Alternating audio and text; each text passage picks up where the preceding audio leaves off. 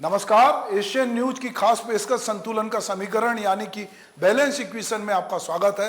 हम आज देश के सबसे अहम मुद्दे पर बातचीत करने के लिए यहाँ इकट्ठे हैं।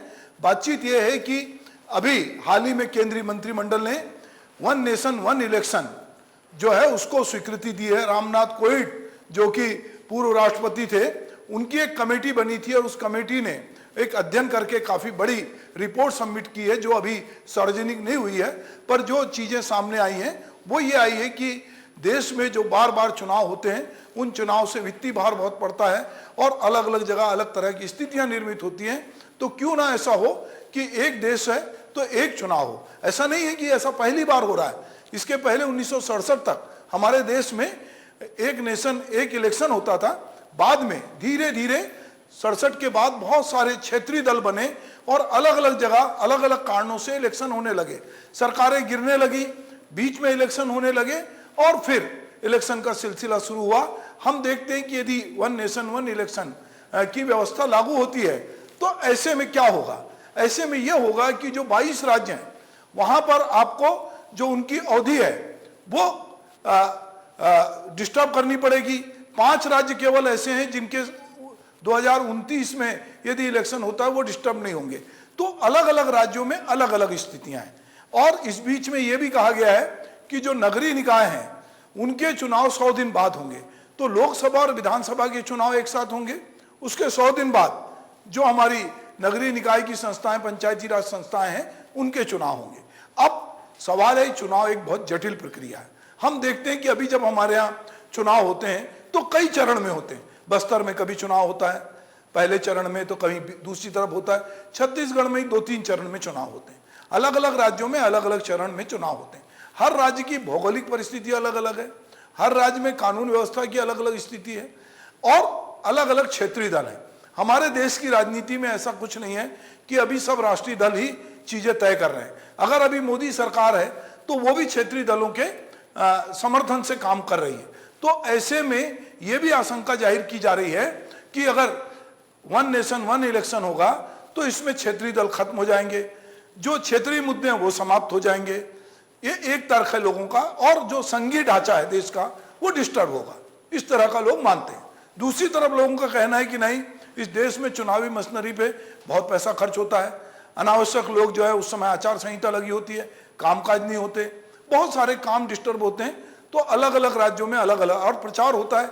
अब चूंकि टीवी चैनल पर 12 माह से ऐसा लगता है कि नेता कहीं किसी न किसी राज्य में चुनावी भाषण दे रहे हैं, तो लोगों के मन में एक वैमनस्यता की बात भी आती है। एक दूसरे के बारे में कितना भी टोका टाकी की जाए, बावजूद इसके जो है बहुत सारे बोल वचन जो है चुनाव के समय सुनाई देते हैं और फिर बाद में लोग कहते हैं कि चुनाव गया, चुनाव का माहौल था इसलिए लोग ऐसी बातें कर रहे थे। तो अभी हमने पिछले चुनाव में देखा कि चाहे प्रधानमंत्री हो, चाहे नेता प्रतिपक्ष हो या कई नेता हो, सब ने किसी की न किसी मंच से जो बातें कही वो देश की जनता को बहुत अच्छी लगी हो, ऐसी बात नहीं है। तो लोग चाहते हैं कि जैसे अमेरिका है या बाकी देश है कि भाई चुनाव जो हैं वो हो, तो चुनाव एक साथ हो। तो उसके लिए बहुत अध्ययन किया गया, कई देशों में भी जाके अध्ययन किया गया है। तो हम आज इस पर बातचीत करेंगे और ये बातचीत का सिलसिला हमारे साथ जो हमारे स्टूडियो में लोग मौजूद हैं, हम उनसे ये सिलसिला बात करते हैं। तो चलिए, पहले मैं सबसे पहले अशोक चंद्रवंशी जी जो एक विचारक भी हैं, एक एक्टिविस्ट भी हैं, हम उनसे जानते हैं कि एक वन नेशन वन इलेक्शन में जो ये भी हमारे सामने बात आई है, तो उसको लेकर उनकी क्या सोच है।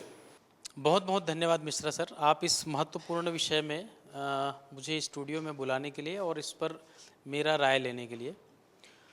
इसमें सर महत्वपूर्ण बात तो ये है कि वन नेशन वन इलेक्शन पे कोई विरोध या समर्थन जैसे बात नहीं करते हुए एक विचार करना चाहिए कि आखिर इसकी आवश्यकता क्यों पड़ी।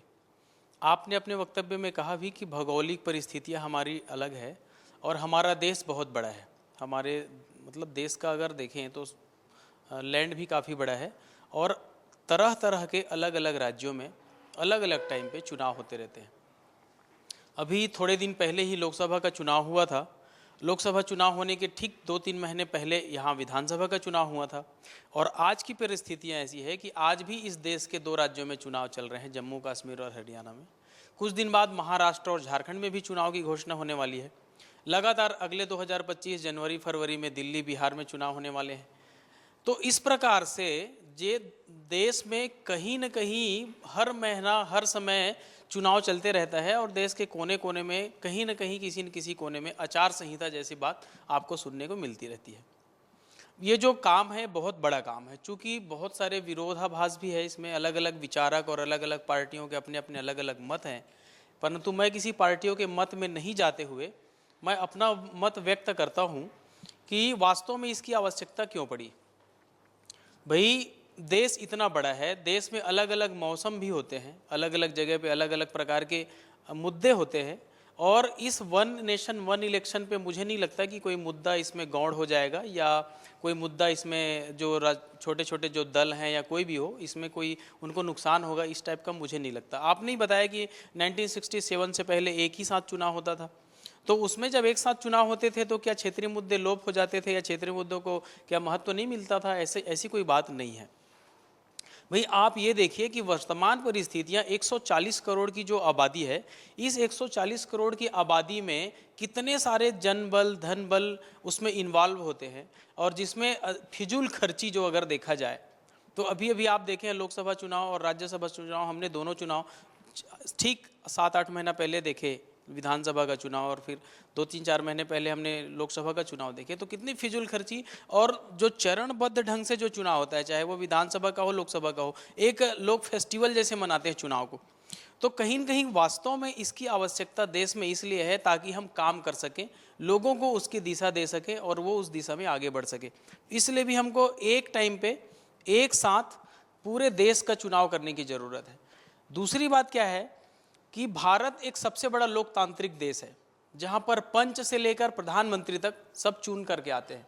तो इस परिस्थितियों में तो और ज़्यादा ज़रूरी हो जाता है कि हम एक साथ एक काम को निपटाएं और बाकी देश के विकास में, औरों को रोजगार देने में, औरों को नियोजन करने में, और देश की महंगाई को मैनेज करने में, देश में बहुत सारे लोगों की भलाई करने में अपना हम समय लगाएं और चुनाव पे अपना समय ना लगाएं, तो ये ज़्यादा अच्छा होगा। मैं समझता हूँ कि छोटी छोटी चुनौतियाँ हैं, मगर जब हम कोई बड़े निर्णय लेते हैं और जब हम कोई बड़ा परिवर्तन करना चाहते हैं तो छोटी मोटी जो समस्याएं हैं, छोटी मोटी जो चुनौतियां हैं वो गौड़ हो जाते हैं। वर्तमान परिस्थिति में देश में एक ऐसे प्रधानमंत्री भी बैठे हैं जो वोट बैंक की राजनीति ना करते हुए या वोटों के परवाह ना करते हुए बड़े और कड़े निर्णय लेने के लिए जाने जाते हैं। तो वर्तमान परिस्थितियां इस काम के लिए भी वाजिब समझ आने लगता है कि आज वो अच्छा मौका है और अभी नहीं तो कभी नहीं वाला विषय है। तो वास्तव में बहुत बड़ा रिपोर्ट आई है, बहुत बड़ी रिपोर्ट को बहुत दिनों तक लोगों ने उसको समझा भी है, पढ़ा भी है। देश के पूर्व राष्ट्रपति जैसे लोगों के नेतृत्व में रिपोर्ट आई है और उसको मंजूरी भी मिली है। तो वन नेशन वन इलेक्शन का काम तो देश में होना ही चाहिए। इसमें सबकी भलाई है, नागरिकों की भी भलाई है और पार्टियों की भी भलाई है। बहुत बहुत धन्यवाद जी। तो अशोक जी, जैसा कहा आपने कि इसमें सबकी भलाई है वन नेशन वन इलेक्शन में, और यदि नरेंद्र मोदी के नेतृत्व में ये नहीं होगा तो आपको लगता है कि ये कब होगा? अभी सवाल ये है कि मैं कुछ आपसे आंकड़े साझा करना चाहता हूं कि एक देश एक चुनाव यदि लागू होता है तो छत्तीसगढ़, मिजोरम, मध्य प्रदेश, राजस्थान, तेलंगाना में देरी से चुनाव होंगे। इस बारे में जो सूचना प्रसारण मंत्री हैं अश्विनी वैष्णव, उन्होंने जो प्रस्ताव केंद्रीय मंडल की मंजूरी की जानकारी दी, उन्होंने बताया कि पूर्व राष्ट्रपति रामनाथ कोविंद की अध्यक्षता वाली समिति की सिफारिश को आगे बढ़ाने के लिए एक क्रियान्वयन का समूह बनाया गया है और वो जो है विभिन्न मंचों पर उसने महीने भर चर्चा की जाएगी और सरकार अपने मौजूदा कार्यकाल में इसे लागू करेगी। 1951 से 1967 के बीच में एक साथ चुनाव हुए थे। उसके बाद मिड टर्म चुनाव, जैसा मैंने पहले भी कहा कि उसका सिलसिला शुरू हुआ। इस वर्ष मई जून में लोकसभा चुनाव हुए, जबकि ओडिशा, आंध्र प्रदेश, सिक्किम और अरुणाचल जैसे प्रदेशों में संसदीय चुनाव के साथ ही विधानसभा चुनाव हुए। अब सवाल ये है कि हम जिस देश में हैं, जैसा कि हम बात कर रहे थे कि यहाँ पर अलग अलग परिस्थिति है और ये कहा जा रहा है कि 100 दिन के भीतर नगरीय संस्थाओं के, बाकी संस्थाओं के इलेक्शन होंगे। इलेक्शन में हम ये देखते हैं कि लोकसभा में कम कैंडिडेट होते हैं, विधानसभा में कुछ ज़्यादा होते हैं, और उसके बाद हम देखते हैं कि पंचायत स्तर पे जो चुनाव होते हैं उसमें बहुत सारे वार्डों के चुनाव होते हैं, जिला पंचायत, जनपद पंचायत के चुनाव होते हैं, वो इकाई छोटी होती जाती है। तो यदि हम ये देखें कि ये पूरे चुनाव को किस तरह से मैनेज किया जाएगा, तो तो इसमें जो बहुत बार खतरा लोगों को लग रहा है कि जो राष्ट्रीय पार्टियां हैं वो एक ही मुद्दा पूरे देश में एक समय चुनाव होगा, तो जब मतदाता जाएगा तो वो भ्रमित होगा और उसको लगेगा कि वो राष्ट्रीय पार्टी को चुने। अब हम ये देखते हैं कि हमारे साथ विजय झा हैं जो आप पार्टी से हैं, पर वो इसके पहले कर्मचारी नेता रहे हैं, सरकार में उन्होंने काम किया है, तो उनको ये पता है कि इलेक्शन जो है उसकी मशीनरी कैसी है, कितनी मशक्कत होती है, कितनी ट्रेनिंग होती है और अभी भी कितनी फोर्स जो है वो लगानी पड़ती है, कितने चरणों में ये काम होता है। तो इसकी अगर मैं व्यवहारिक पक्ष की बात उनसे जानना चाहूं कि ठीक है कि इसको यदि सरकारी स्तर पे इसको कराना है या क्रियान्वित कराना है तो क्या दृश्य बनेगा? विजय जी। धन्यवाद मिश्रा जी। तत्कालिक जैसे ही कैबिनेट में स्वीकृति हुई आपने इस पर परिचर्चा की, निश्चित रूप से आपकी जागरूकता को मैं नमन करता हूं। बार बार ये बात आ रही है कि 51 से 67 तक के सभी चुनाव एक साथ होते थे। उस समय भारत की आबादी क्या थी, उस समय टीवी नहीं था, उस समय मोबाइल नहीं था। आज तो एक बैलेट पेपर में गड़बड़ी हुई या एक ईवीएम मशीन बिगड़ गई तो तुरंत मोबाइल में वो हो जाता है कि देखिए मशीन बिगड़ गया। व्यवहारिक रूप से इसलिए भी तकलीफ है कि हमको उतने ईवीएम मशीन की ज़रूरत है। हमारा मतदाता सूची हर चुनाव के पहले पुनरीक्षण होता है, हर साल पुनरीक्षण होता है। आज भी मैं दावा कर रहा हूं कि 30% लोगों का नाम या तो दिवंगत हो गए या वहां नहीं रहते या दो जगह मतदाता सूची में नाम है, पंचायतों में भी, ग्रामीण क्षेत्र में और शहरों में। मतदाता सूची विधानसभा का, पंचायत का, लोकसभा का व्यवहारिक रूप से बनाना बड़ा दिक्कत है। ईवीएम मशीन की उतनी व्यवस्था करना बहुत असंभव काम है। हम अभी भी देखते हैं कि इतने विकास होने के बाद लोकसभा, विधानसभा, नगरीय निकाय चुनाव तो ईवीएम मशीन से होते हैं, लेकिन पंचायतों के चुनाव आज भी बैलेट पेपर से होते हैं। और पंचायतों में बैलेट पेपर सबसे अधिक खतरा चुनाव को ही है। कई बार चुनाव दल को अपहरित करके कमरे में बंद करके मारपीट किया गया है, वहां सबसे ज्यादा लड़ाई और दबाव होता है। व्यवहारिक रूप से एक नेशन एक इलेक्शन उतना ही तकलीफदायक है जितना हम कर्मचारी नेता के रूप में बोलते हैं कि यदि वन नेशन वन इलेक्शन तो वन पेंशन और वन वेतन क्यों नहीं होना चाहिए। आज केंद्र और राज्य के जो वेतन में विरोध है, आज देखिए 27 तारीख को पूरे प्रदेश में आंदोलन होने वाले। महंगाई भत्ता बराबरी से मिल नहीं रहा है, केंद्र और राज्य के कर्मचारियों को अलग अलग मिल रहा है, जब बाजार एक, महंगाई एक। नियमितीकरण के लिए लोग आंदोलन करते हैं। मेरा कहने का मतलब, प्रधानमंत्री जैसा वोट की राजनीति राम मंदिर के लिए किए, बिना मुहूर्त के उन्होंने उद्घाटन करा लिया, रामनवमी के दिन कराने के बजाय 22 तारीख को करा लिए, वो गलत था। आज देखिए ये जो मुद्दा आ रहा है, इसमें लोकतंत्र की कहीं ना कहीं हत्या हो रही। विपक्षी दल यदि इसका विरोध कर रहे हैं तो विपक्षी दल भी अनुभवी लोग हैं, उनसे पूछना चाहिए, चर्चा करना चाहिए। मैं तो राष्ट्रपति महोदय से अनुरोध करूंगा कि ये जो कैबिनेट में भी पारित हुआ है प्रस्ताव, इसको बिल्कुल नामंजूर करें, उसको वापस करें, उसका परीक्षण हो और पूरे देश में हर राजनीतिक दल का निष्पक्ष रूप से खुला बहस होना चाहिए, चर्चा होना चाहिए कि ये हमारे भारत के लोकतंत्र के लिए कितना सा। अमेरिका में होता है 1 महीने तक, अभी देखिए कई देशों में है, आप वोट दीजिए 1 महीने तक आराम से वोट दीजिए, आपकी जब मर्जी आए तब वोट दीजिए, तब हो सकता है। जैसे भी कई विचार ये आ रहे हैं कि भाई ईवीएम मशीन में हो रहा है तो अपन व्हाट्सएप से, अपने मोबाइल से हम वोट डाल लें। कितने लोग सक्षम हैं आज भारत में जो मोबाइल से वोट डाल सकते हैं? तो आज के भारत के वर्तमान परिप्रेक्ष्य में छत्तीसगढ़ में होगा तो हमारी नक्सली समस्या है, जम्मू कश्मीर में होगा तो वहां आतंकवाद और 370 की बात है, उत्तर प्रदेश का यदि चुनाव है तो वहां राम मंदिर और जन्मभूमि का विवाद है। अलग अलग क्षेत्र में अलग अलग समस्याएं, अलग अलग विचार। तो लोकतंत्र में केंद्र का, सरकार का अलग विचार हो सकता है, उसके मुद्दे अलग हो सकते हैं, राज्यों में अलग हो सकते हैं। साहब पार्षद का नगरीय निकाय चुनाव में नाली का, बिजली का, गंदगी का, सफाई का हो सकता है और राज्य स्तर पर रोड बनाने की बात हो सकती है। तो मांगे अनेक, विचार अलग, सब कुछ अलग है, तो फिर एक साथ चुनाव भारत में अव्यवहारिक है। ठीक है, तो जैसे कि विजय झा एक कर्मचारी नेता भी रहे हैं, अभी आप आदमी पार्टी में भी हैं और सरकार में उन्होंने काम किया है, तो उन्होंने एक व्यवहारिक कठिनाई बताई। अभी नजदीकी समय में महाराष्ट्र में चुनाव होना है और महाराष्ट्र में चुनाव होना है, वहाँ कांग्रेस भी है, शिवसेना भी है, वहाँ पर बीजेपी भी है, वहाँ पर एनसीपी भी है और एक गठबंधन है और वहाँ तैयारी चल रही है। अब अगर ये महाराष्ट्र में चुनाव होते हैं और फिर 2029 में यदि फिर से चुनाव होता है तो महाराष्ट्र की विधानसभा को फिर समय से पहले डिजॉल्व किया जाएगा। दूसरी बात कि महाराष्ट्र की राजनीति की बात करें या हम मध्य प्रदेश की पिछली राजनीति की बात करें, सरकार आई कमलनाथ की, और बहुमत से आई, थोड़ा अल्प बहुमत था। बाद में विधायकों ने जो है विद्रोह कर दिया सिंधिया के साथ मिलकर और समर्थन वापस ले लिया, इस्तीफा दे दिया और फिर से चुनाव हुए, फिर बीजेपी आ गई। महाराष्ट्र में सेम कहानी दोहराई गई। तो अगर बीच बीच में इस तरह से उपचुनाव या लोग उनकी पार्टी नहीं आई और विधायकों ने सामूहिक रूप से इस्तीफा दे दिया, तो फिर हम जो कह रहे हैं कि वन नेशन वन इलेक्शन, इसकी भावना आहत होगी। मुझे लगता है कि अगर सरकार चाहती है कि वन नेशन वन इलेक्शन हो, तो यह भी होना चाहिए कि फिर विधायक जो भी हैं, जितने अगर छोड़ते हैं तो जितने बचे हैं उसी में किसका बहुमत है और वो भी उनकी वो अयोग्यता रहेगी, वो उस पूरे चुनाव में नहीं लड़ पाएंगे। वरना तो मजाक हो जाएगा कि जहां पे आपकी सरकार नहीं है वहां आप सरकार गिराएं और फिर वहां पे चुनाव हो, तो वन नेशन जो इलेक्शन है उसकी भावना आहत होगी। संजय नाग जी जो हमारे साथ हैं वो शिवसेना से हैं, उद्धव ठाकरे गुट से, तो मैं चाहूंगा कि वो भी जो है इस मुद्दे पे अपनी बात रखें। संजय नाग जी। मुझे लगता है वन नेशन वन इलेक्शन ये शिगुफा है, क्योंकि अगर एक साथ चुनाव करने की बात आई तो अभी जब एक साथ 5 राज्यों का इलेक्शन होने का था तो एक साथ घोषणा करना था उनको।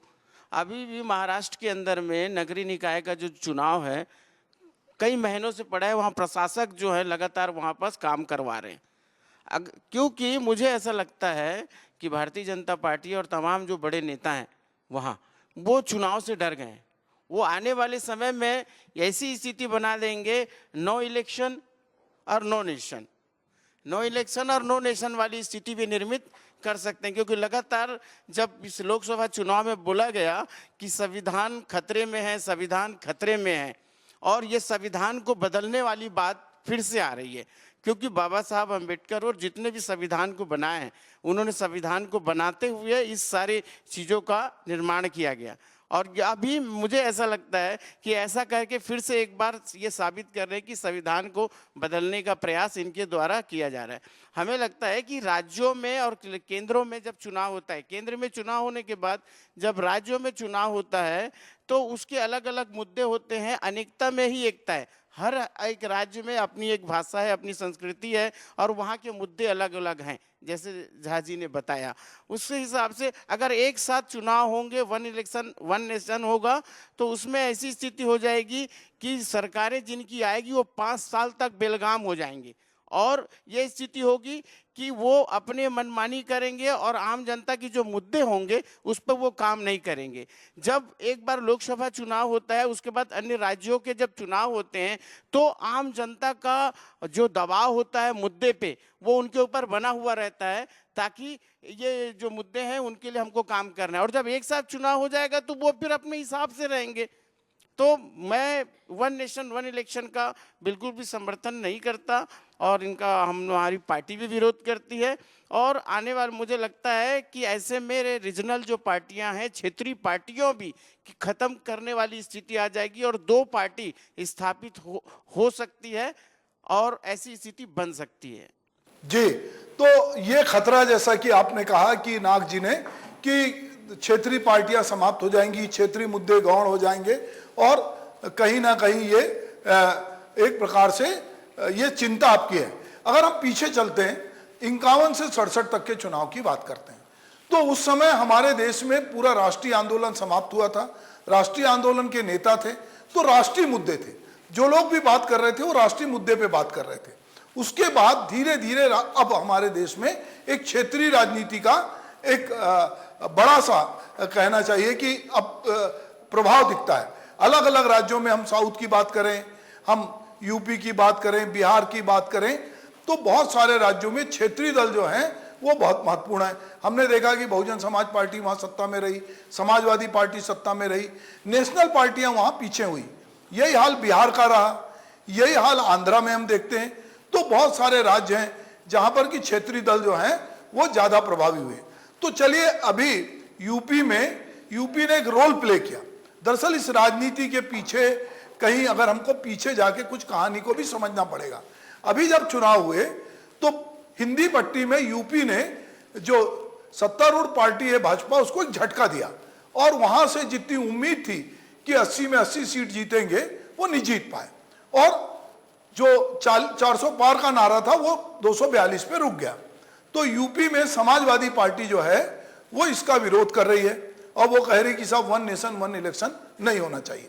हमारे साथ समाजवादी पार्टी के ब्रिजेश चौरसिया जी हैं, मैं उनसे चाहूंगा कि वो अपनी राय इस बारे में रखें। ब्रिजेश जी। बहुत बहुत धन्यवाद। जैसे कि 1 नेशन 1 इलेक्शन की बात हो रही है,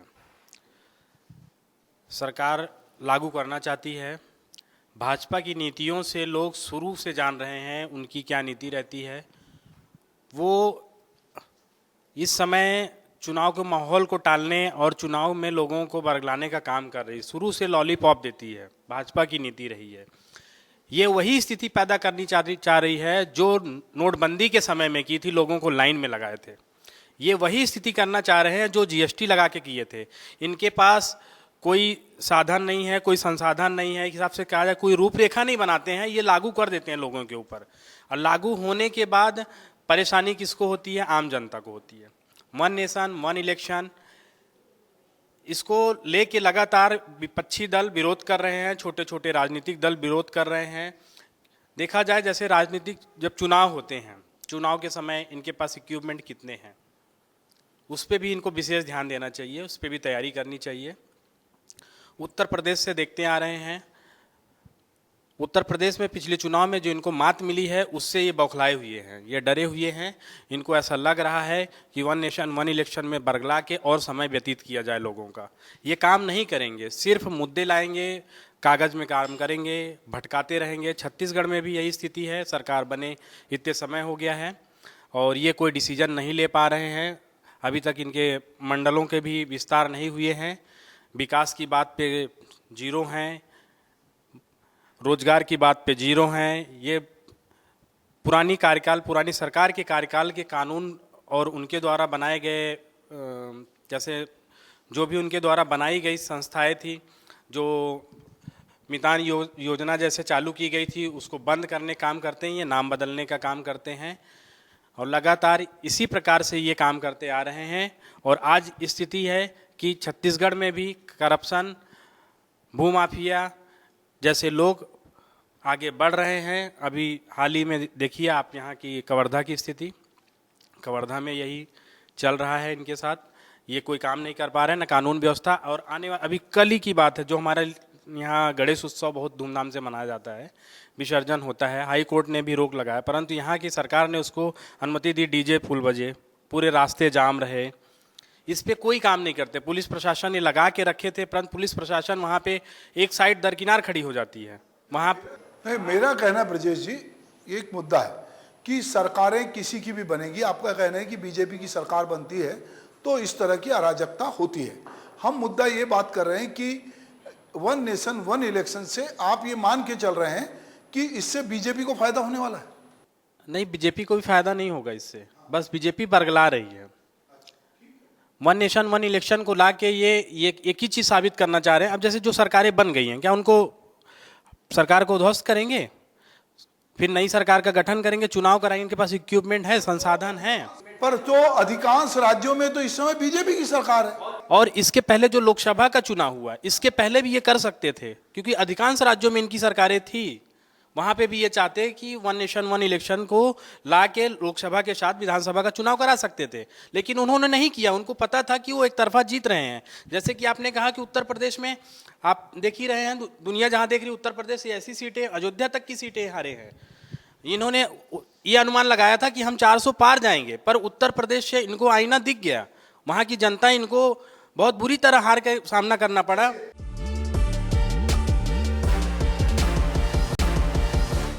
हमारे साथ वरिष्ठ पत्रकार कृष्ण कुमार सिकंदर हैं, जो लगातार हम इन पे उनके साथ इस पे बातचीत करते हैं।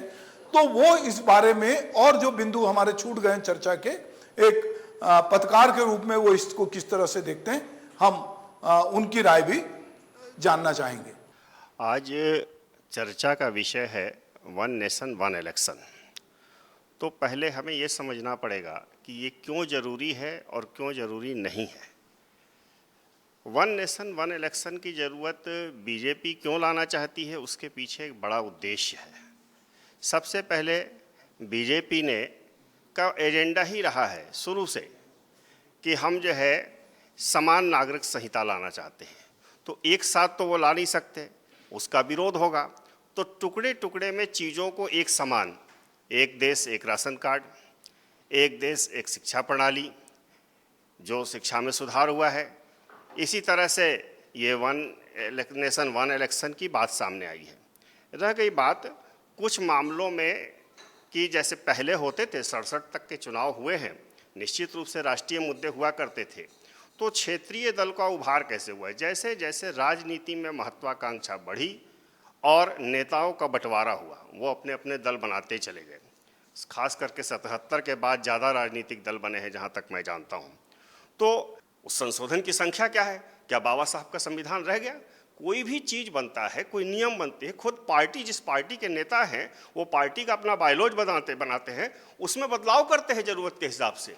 तो संविधान में बदलाव क्यों नहीं सकता? संविधान बदलना और संविधान में बदलाव ये दोनों अलग अलग चीज़ है।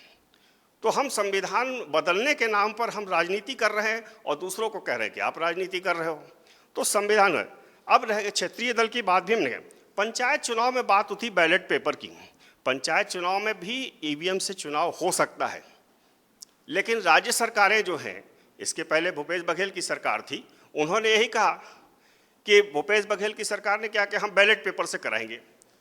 क्यों नहीं ईवीएम से कराया? क्योंकि उनको नहीं लग रहा था, उनको लग रहा था कि अगर ईवीएम से चुनाव होगा तो निश्चित रूप से जो है हम हार जाएंगे।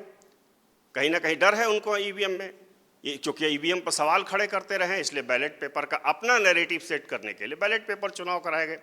तो ये है, जहाँ तक वन नेशन वन इलेक्शन का सवाल है, तो उससे कई प्रकार की खर्चे बढ़ जाते हैं। आप सोचिए कि एक साथ जब सरकारी मसला, सिकंदर, सवाल यह है कि एक हमारे देश का एक संघीय ढांचा है जिसमें राज्यों को राज्य के में चुनाव कराने की एक स्वतंत्रता होती है, उसके लिए राज्य चुनाव आयोग होता है। जब राज्य में चुनाव अलग अलग होते हैं, ये जो अच्छा इसमें जो अभी मसौदा आया उसमें ये बात भी सामने आई है कि इसमें राज्यों की सहमति भी आवश्यक होगी, क्योंकि और संविधान में संशोधन होगा।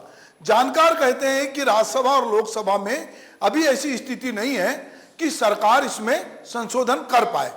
मतलब सरकार ने बात तो ले आई है, पर यदि सारे विपक्षी दल इसके पक्ष में नहीं है तो ये बातचीत होके ही रह जाएगी और मुख्य मुद्दे से ध्यान भटक जाएगा। ये संभव ही नहीं है।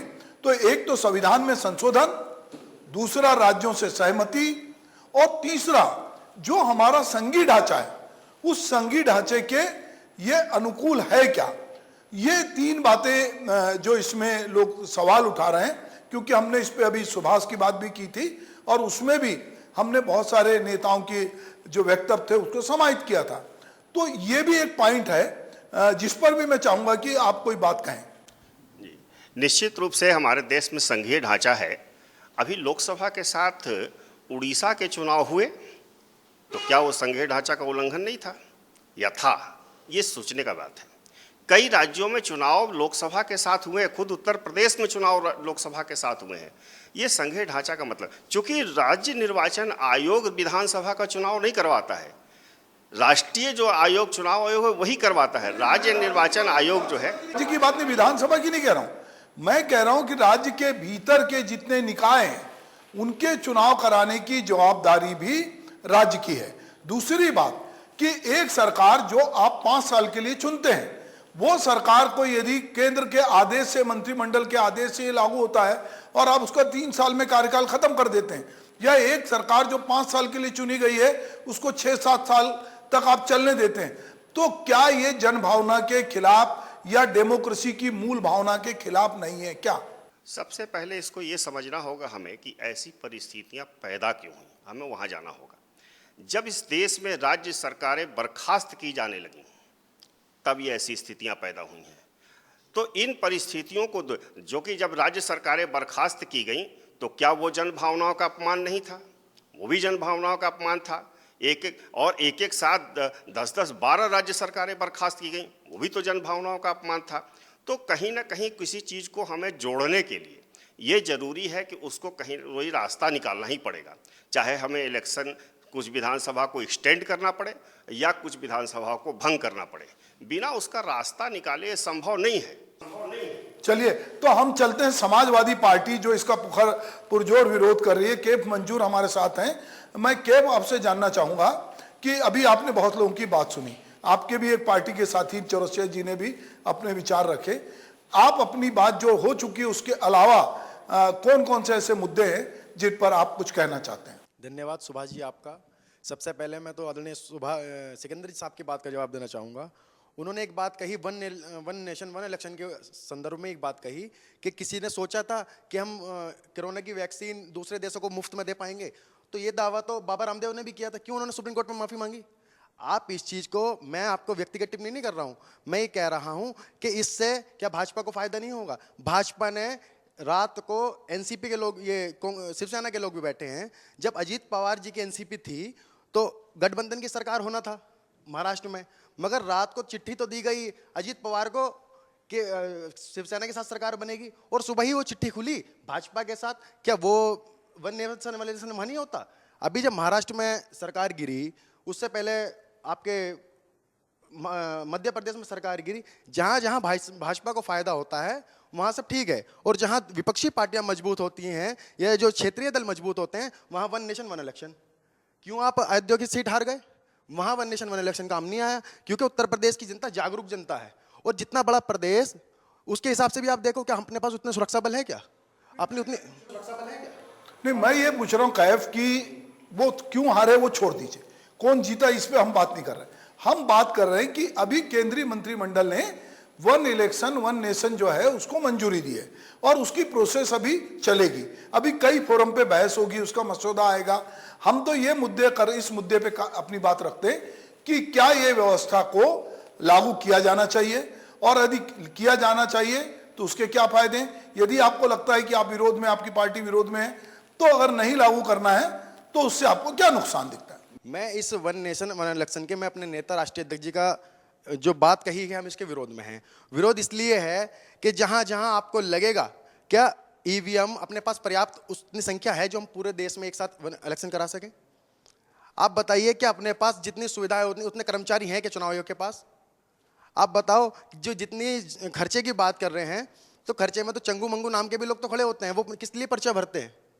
तो ये भी आप जानिए, केवल कह देने से कुछ नहीं होता। और जिनके अध्यक्षता में कमेटी बन रही हैं, उनको अभी गुलाम नबी आजाद साहब भी उस पार्टी के सदस्य थे, उनका तो अभी खुद का लटके हुए हैं वो।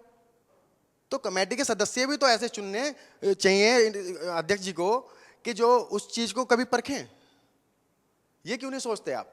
चलिए, हम उम्मीद करते हैं कि चूंकि पूर्व राष्ट्रपति थे वो, और उनकी अध्यक्षता में कमेटी बनी थी, और ऐसा पहली बार लोगों को लगा कि पूर्व राष्ट्रपति जैसे पद से व्यक्ति को भी कमेटी में रखा जाता है। हमारे साथ सीएल दुबे जी हैं। सीएल दुबे जी कर्मचारी नेता भी है, सरकारी नौकरी में भी रहे हैं, और एक तटस्थ रूप से चीज़ों को देखते हैं। अभी बहुत सारे दुबे जी ये सवाल उठ रहा है कि साहब ईवीएम मशीन नहीं होगी, अमला नहीं होगा। ये तो मुझे लगता है कि जो मशीनरी कराएगी सरकार, उसकी जवाबदारी है कि वो चुनाव आयोग उसको काम करे। खैर, हमारे देश में चुनाव आयोग को लेकर भी लोग सवाल खड़े करते हैं, उनकी नियुक्तियों को लेकर भी हमने देखा कि बहुत सारे सवाल खड़े हुए। अभी ये जो कंसेप्ट आया है, ये किस तरह का है, और इस पे आपकी अपनी राय क्या है?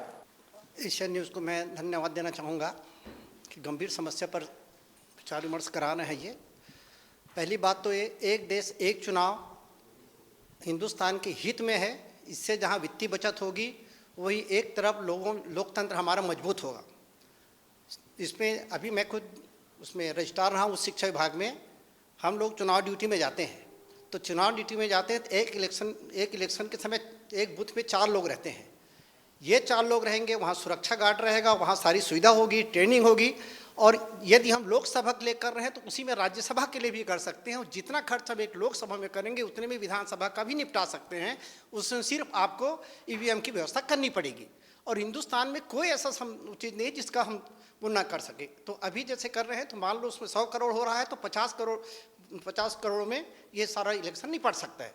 दूसरी बात ये, इससे अभी क्या स्थिति होती है, लोकसभा का चुनाव हो गया पहले, अब राज्यसभा का, तो राज्यसभा में चुनाव लड़ता है नेता, फिर वो बोलता है डबल इंजन ट्रिपल इंजन। तो ये जो मनमानी करते हैं बंद हो जाएगा, और हिंदुस्तान की जो जनता है वो वास्तव में ईमानदारी से चुनाव जीतेगी कि अब मुझे किसको जिताना है। क्योंकि उसके पास ये विकल्प नहीं रहेगा कि केंद्र में फलाना पार्टी है तो मुझको उसी पार्टी को देना है। तो अपने वास्तविक जो नेता है उसको चुनेगा और इससे लोकतंत्र में मजबूती आएगी। और जहाँ तक हमारे राष्ट्रीय नेता हो या क्षेत्रीय नेता हो, जब इलेक्शन अलग अलग होता है तो छत्तीसगढ़ का जाके उत्तर प्रदेश में अपने ज्ञान बांटता है, उत्तर प्रदेश का जाके बिहार में अपना ज्ञान बांटता है, ये सब समझ जाएगा। और जिस क्षेत्र के नेता हैं उसी क्षेत्र की वास्तविक समस्या पर वहाँ की जनता को बताएगी और जनता वहाँ से मूल्यांकन करेगी उसको किसको अपना प्रतिनिधि चुनना है। इसलिए बहुत आवश्यक है, एक राष्ट्र एक चुनाव होना ही चाहिए। और जहाँ तो विपक्षी दलों की बात है साहब, तो हिंदुस्तान का इतिहास है, जब सत्ता में रहते हैं तो लोग उसका समर्थन करते हैं, विपक्ष में रहते हैं उसका विरोध करते हैं, चाहे अच्छा काम हो चाहे बुरा काम हो, हर चीज़ में आप देख लीजिए। इसलिए मेरी जहाँ तक राय है उसमें एक देश एक चुनाव होना नितांत आवश्यक है हिंदुस्तान में, और कोई चीज़ असंभव नहीं है। बस इतना मैं अपना विचार व्यक्त करना चाहूँगा सर। हम देख रहे हैं कि वन नेशन वन इलेक्शन को लेकर एक मिश्रित प्रतिक्रिया है। जो लोग सरकारी संदर्भ से जिन लोगों ने चुनाव कराए उनकी अपनी राय है, जो व्यवस्थागत बात कर रहे हैं उनकी अपनी राय है, और जो पार्टियों के लोग हैं उनकी अपनी अपनी राय है। पर एक पत्रकार के रूप में इस पूरे प्रोग्राम में हमारे साथ जुड़ी हुई हैं पूनम ऋतु सेन। आपने बहुत सारे लोगों की बात सुनी, और चूंकि मैंने पहले भी कहा है कि अभी इसका मसौदा आया है, प्रारंभिक बातचीत हुई है, कुछ चीजें हमारे सामने निकल के आई है कि 2029 में एक साथ सारे चुनाव होना चाहिए, उसके 100 दिन बाद जो है वो नगरीय निकाय के चुनाव होना चाहिए। दूसरी बात यह है कि इसमें अभी लोगों की राय ली जाएगी पूरे देश में, और व्यवस्थाओं को देखा जाएगा, और कहीं ना कहीं दोनों सदनों में इसको पारित होना पड़ेगा बहुमत से। तीसरी बात है कि राज्यों की सहमति लगेगी। ये बहुत सारी इसमें दिक्कतें हैं। विशेषज्ञ कहते हैं कि ये सब संभव नहीं है, और ये एक प्रकार से लोगों के बीच चर्चा के लिए ये मामला उछाला गया है। मैं चाहूंगा पूनम कि आप इस बारे में आप किस तरह की राय रखती हैं। पूनम। सभी को नमस्कार। सर, जैसा कि आपने ये सवाल किया है वन नेशन वन इलेक्शन मुद्दे पर, यहाँ पर मैंने सभी लोगों की राय सुनी और उनका अपना अपना पक्ष जाना। जिस तरीके की बात सामने आई कि बीजेपी जो अभी रूलिंग पार्टी है केंद्र में और छत्तीसगढ़ में भी, तो उनको एक तरीके से फ़ायदा मिलेगा, ये बात सभी कह रहे हैं। निश्चित तौर पर बीजेपी पार्टी का जो एजेंडा था उनमें से ये एक है, लेकिन इसके हम तथ्यों पर ध्यान दें तो ये बात सामने निकल कर आती है कि इस जो कोविंद कमेटी ने ये अपना प्रस्ताव दिया है, लगभग 62 दलों से इसके लिए संपर्क किया गया था, जिस पर 47 दलों ने अपनी राय दी और 32 दलों ने इसका समर्थन दिया और 15 दलों ने इसका विरोध किया।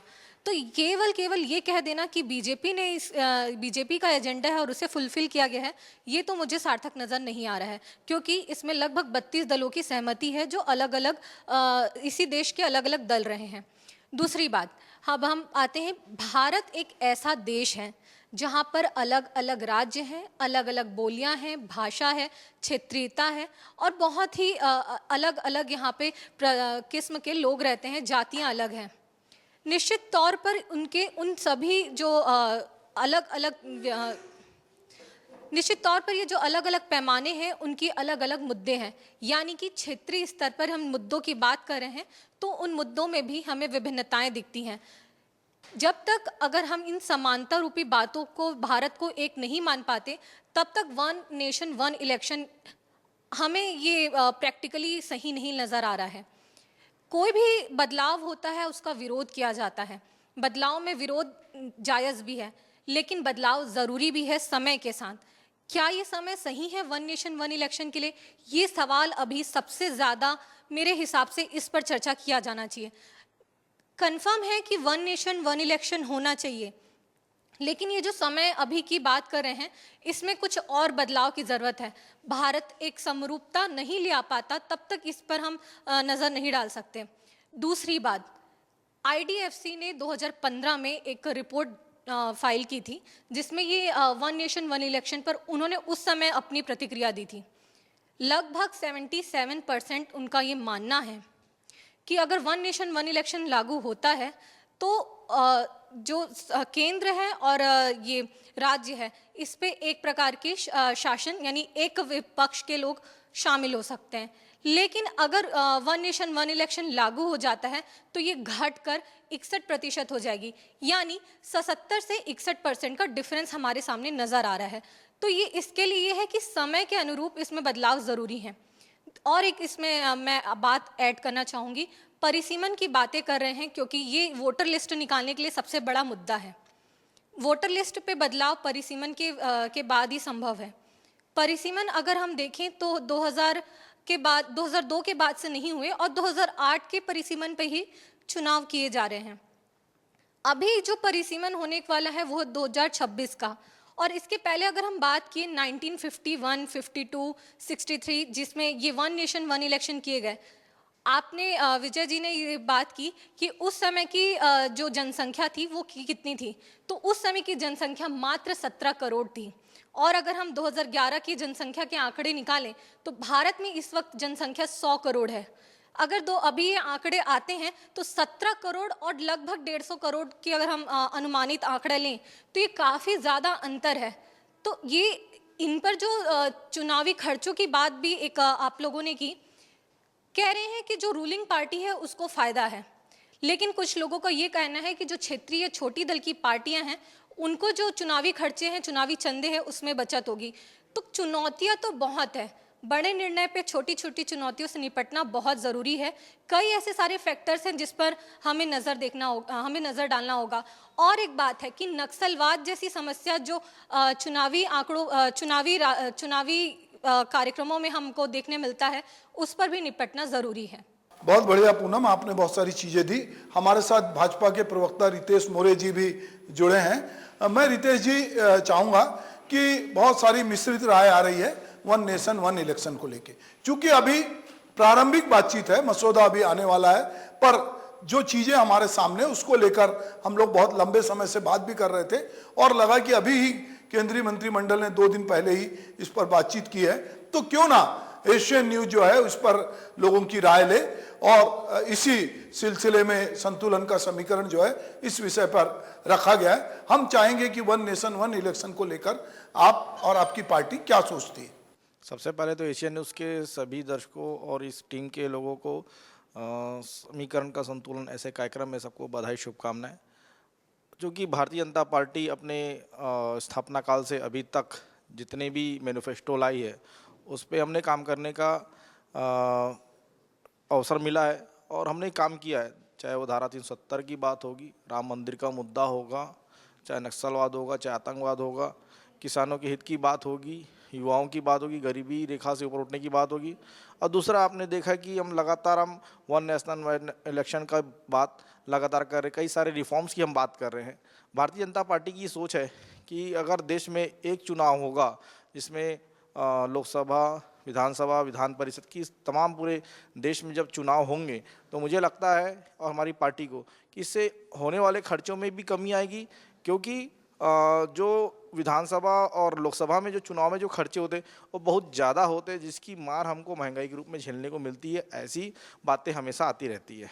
दूसरी बात, और ये चुनाव पहली बार होने का नहीं है, क्योंकि इसके पहले भी लास्ट 1967 में ये चुनाव संपन्न हुए हैं। हालांकि बात ये भी आती है कि उस समय की जनसंख्या और अभी की जनसंख्या में ज़मीन आसमान का अंतर है, लेकिन ये वही भारत है जहाँ पर लोग कहते थे कि धारा 370 जो है अगर समाप्त हो जाएगा तो पाकिस्तान से हमारे संबंध खराब हो जाएंगे, गल्फ़ कंट्रीज में हमारी स्थिति खराब हो सकती है। लेकिन क्या हुआ, धारा 370-35 से हटने के बाद आज शांति स्थापित है। जम्मू कश्मीर, लद्दाख जैसी जो स्थितियाँ हैं, मुझे लगता है कि अब विश्व पटल हमारी ओर देख रहा है।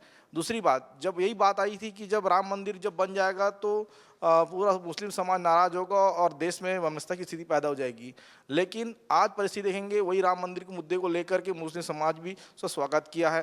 तो ऐसे तमाम मुद्दे को लेकर के जब हमारी सरकार जब इस ऐसे विचार जो राष्ट्रवादी विचारधारा को लेकर के हम काम करते हैं तो निश्चित रूप से बहुत सारे लोग समर्थन भी करते हैं, कुछ लोग विरोध करते हैं, जिनका काम है हमेशा विरोध करना, समाज में वैमनस्यता खड़ा करने का प्रयास करना। लेकिन मुझे लगता है कि जनता इसको सराहेगी और इस पर जरूर विचार होगा। और आने वाले समय में दूसरी बात, जब आने वाले 2027 और 28 में अगर ये चुनाव होते हैं वन नेशन वन इलेक्शन, तो मुझे लगता है कि प्रत्येक राजनीतिक दल में कई ऐसे प्रतिभावान नेता हैं जिनको अवसर नहीं मिल पाता विधानसभा या लोकसभा में। कई बार ऐसे देखने में आया है कि वही विधानसभा लड़ रहा है या वही लोकसभा लड़ रहा है। तो ऐसे में होगा कि नए लोगों को अवसर मिलेगा, नई लीडरशिप निकल करके आएगी और समाज में एक अच्छा मैसेज हम पूरे भारत से ही नहीं पूरे विश्व को और एक मानचित्र पर रखने का काम करेंगे। यही मेरी सोच है और भारतीय जनता पार्टी की सोच है। जी, तो ये अभी रितेश जी ने अपनी बात कही, अपनी पार्टी का पक्ष रखा। इसके कुछ तकनीकी पक्ष की तरफ चलते हैं। विजय झा से मैं पूछूंगा कि ये जो एक एकीकृत मतदाता सूची है उसका और परिसीमन का, चूंकि चुनाव जब होते हैं तो उसमें मतदाता सूची तैयार होती है। एक मतदाता सूची लोकसभा चुनाव के लिए तैयार हुई, फिर विधानसभा के लिए हुई, फिर नगरीय इकाई के लिए हुई, फिर जब हम मतदान केंद्र बनाते हैं तो वो 1000 से 1500 मतदाताओं के बीच बनता है। ग्राम पंचायत के मतदान केंद्र छोटे होते हैं और अलग अलग जगह मतदान केंद्र उस तरह से बनते हैं। तो क्या आपको लगता है कि जैसे कि अभी पूनम ने ये सवाल उठाया था परिसीमन का, तो परिसीमन की क्या स्थिति बनेगी? एकीकृत मतदाता सूची को किस तरह से लोकसभा की सूची को विधानसभा में बांटा जाएगा, विधानसभा की सूची को बाद में 100 दिन के बाद इलेक्शन होगा तो उसको नगर पालिका में बांटा जाएगा, इससे क्या क्या कठिनाई होगी? एक दूसरा ये बात भी उठी थी ईवीएम मशीन की, चलिए वो तो सरकार कर लेगी। अमला जो है सरकारी महकमा जिसमें पुलिस और तमाम लोग लगते हैं, अभी हम देखते हैं कि जब कुछ राज्य में होता तो दूसरे राज्य से पुलिस जो है डिप्लॉय की जाती है, बहुत सारे सैनिक बलों को डिप्लॉय किया जाता है। जब वन नेशन वन इलेक्शन होगा तो पूरे देश में सब जगह जो है सैन्य बल लगेगा। ये तीनों जो व्यवहारिक बात है इस पे थोड़ा सा आप अपनी बात रखेंगे। देखिए मिश्रा जी, कल ही अपन ने देखे गणेश विसर्जन में करीब 1500 पुलिस लगे थे। महासमुंद, धमतरी, गरियाबंद के पुलिस यहाँ बुलाए गए थे। छत्तीसगढ़ में राजधानी में ही सबसे बड़ा गणेश विसर्जन जुलूस निकलता है। जैसे पूनम मैडम ने परिसीमन की बात की, एक तो परिसीमन करना हर 10 साल में, वो संख्या बढ़ते हुए संख्या के हिसाब से परिसीमन होता है। आप देखिए जब भी परिसीमन हुआ पार्षद के सीट बढ़े, विधानसभा सीट बढ़े।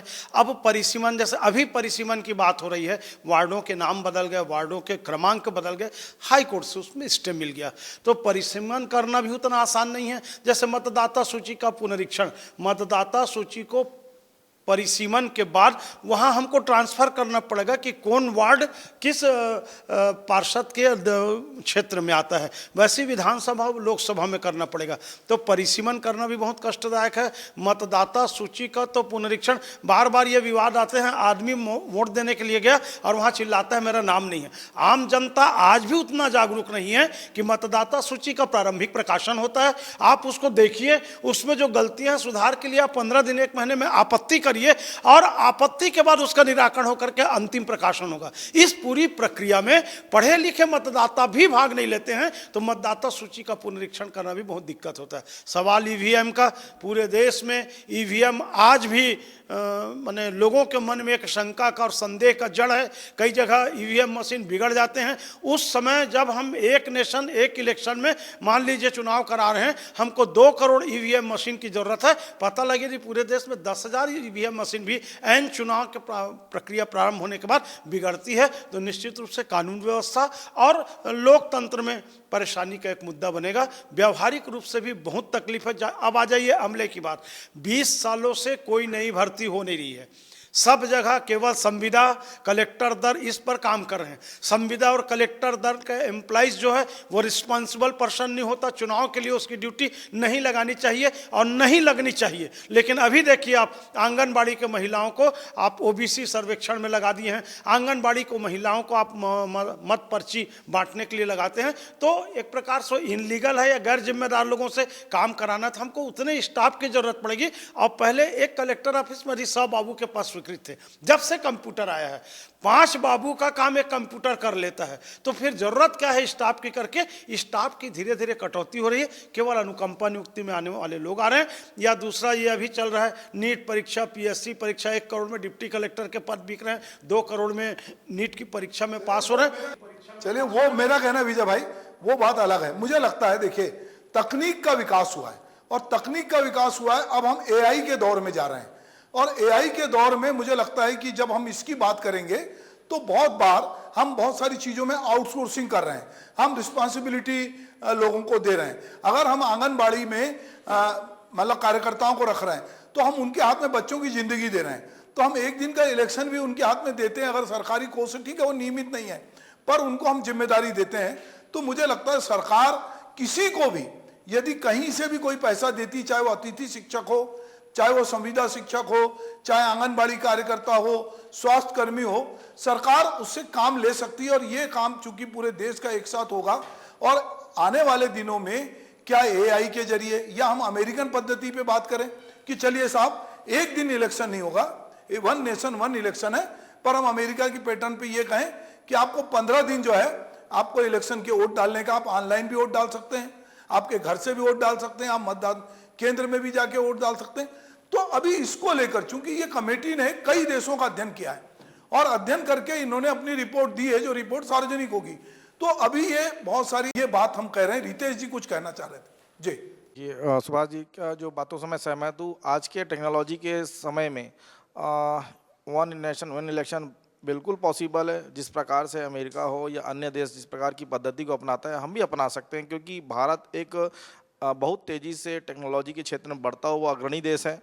जहां पर रही बात मतदाता सूची की, हम विधानसभा और लोकसभा के उसको हम मर्ज कर सकते हैं। जिस प्रकार से पंचायत चुनाव में एक व्यक्ति 4 वोट डालता है, पंच के लिए, सरपंच के लिए, जनपद के लिए, जिला पंचायत के लिए, बहुत आसान है। और रही बात जो चुनाव में हमको पर्ची बांटना या मतदान में केंद्र में काम करने के लिए, तो आपने देखा कि इस बार की इलेक्शन में भी निर्वाचन आयोग ने बहुत सारे वॉलंटियर्स को हायर किया था। तो मुझे लगता है कि आने वाले समय में भी इस प्रकार की पद्धति और टेक्नोलॉजी को अपनाया जा सकता है। और जो मतदाता सूची में नाम छूट जाते हैं, चाहे विधानसभा या लोकसभा में, आने वाले समय में मुझे लगता है कि भारत सरकार बहुत अच्छा काम करने वाली है, ताकि उसके मतदाता परिचय का जो है अब पुस्तिका की जगह सीधा पोलिंग बूथ में वहाँ पर लैपटॉप या मोबाइल के माध्यम से डायरेक्ट वो आ जाए और उसकी उपस्थिति एक क्लिक में वो हो जाए। मुझे लगता है कि ऐसी कोई टेक्नोलॉजी के माध्यम से भी हमारे देश में 1 नेशन 1 इलेक्शन का भी बिल्कुल विचार करना चाहिए और पूरे देश को, पूरे समाज को, सभी राजनीतिक दल को इसमें आगे आना चाहिए। मैंने पहले भी कहा है कि इसमें एक नेचुरल लीडरशिप निकल कर के आएगी। नए लोगों को, युवाओं को, महिलाओं को, सभी लोगों को अवसर मिलेगा। उन लोगों को भी अवसर मिलेगा जो गरीब तबके की, लेकिन वो समाज में आकर के राजनीति के माध्यम से समाज की दिशा को बदलना चाहते हैं, ऐसे लोगों को भी अवसर मिलेगा। मुझे लगता है कि यह एक बहुत ही क्रांतिकारी योजना और क्रांतिकारी निर्णय हो सकता है। इसके लिए मैं आपके टीवी चैनल के माध्यम से अपील करना चाहूँगा कि पूरे देश ही नहीं, पूरे समाज के लोगों को भी इसमें आना चाहिए, सभी राजनीतिक दल, क्योंकि अभी तक 32 राजनीतिक दलों ने इससे समर्थन किया है।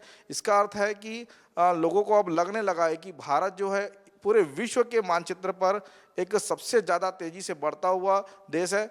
और आज भारतीय जनता पार्टी की सरकार है, कल रहे न रहे किसकी सरकार है, लेकिन इस देश का युवा पीढ़ी, इस देश की महिला पीढ़ी या इस देश के जितने भी नौजवान युवा और सब लोग जाग गए कि इस भारत के में अगर रहना है तो हमको लोगों के लिए काम करना है और ऐसे टेक्नोलॉजी के साथ काम करना है जिससे भारत पूरे विश्व में पूरा नंबर 1 पे बने रहे। इसके लिए सभी राजनीतिक दल को आगे आने की आवश्यकता है। एशियन न्यूज की इस खास पेशकश में 1 नेशन 1 इलेक्शन, इसमें अलग अलग लोगों ने अपने विचार रखे।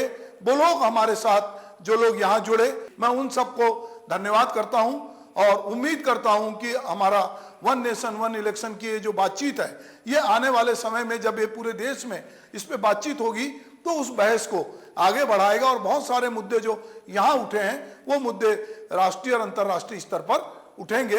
आप लोग मेरे साथ इस कार्यक्रम में जुड़े, आपका बहुत बहुत धन्यवाद।